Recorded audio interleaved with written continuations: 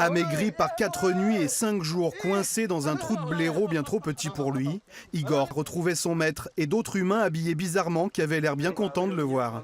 Je remercie vraiment les SPDA pour leur travail. Il était 22 h, il pleuvait, il faisait froid et Igor se tapait un gueuleton de croquettes suivi d'une séance photo avec ses sauveteurs. Cela fait des mois que Greg Krensman attendait cet instant. It's good to finally meet Mark. Le soir du 14 juillet, ce Niçois va faire preuve d'un sang-froid et d'un dévouement exceptionnel. Sur la promenade des Anglais jonchée de corps de victimes, il repère les blessés en situation d'urgence absolue. Après avoir posé un garrot sur la jambe de Greg, il le charge dans sa voiture et fonce aux urgences de l'hôpital Pasteur. I feel honored. Ce sont des dizaines de témoignages qui s'affichent depuis la mise en ligne du blog. Vous, les filles, à Sciences Po, vous n'êtes là que pour vous trouver un mari.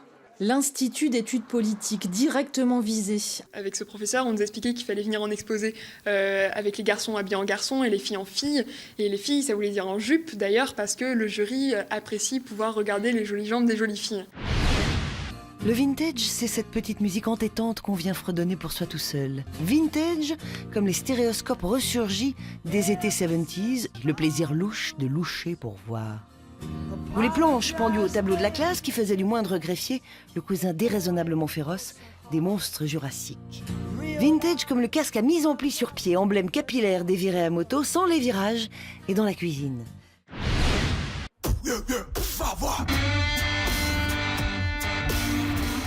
12 joueurs de l'ASM se sont fait tirer le portrait par Pierre Gonor au sortir d'un match ou d'un entraînement. Il fallait vraiment avoir le regard perçant, un peu ténébreux.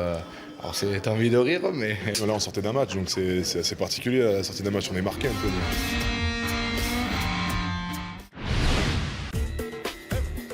Ils portent les maillots de leur équipe nationale de cricket.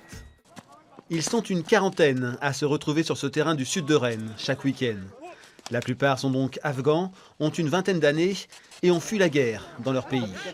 C'est le cas de Wahab, arrivé en Bretagne par hasard il y a 3 ans. C'est là que prend forme son rêve, créer le Rennes Cricket Club, un club professionnel, et participer à une Coupe du Monde. Jeanne Bordeaux et son ciseau, un piège à mots. Son regard scanne des centaines de journaux pour collecter les locutions les plus marquantes. Les chefs fascinent. On ne veut plus de chef, mais il faut qu'il soit là. On a un mot qu'on retrouve de plus en plus, hélas, qui est inégalité.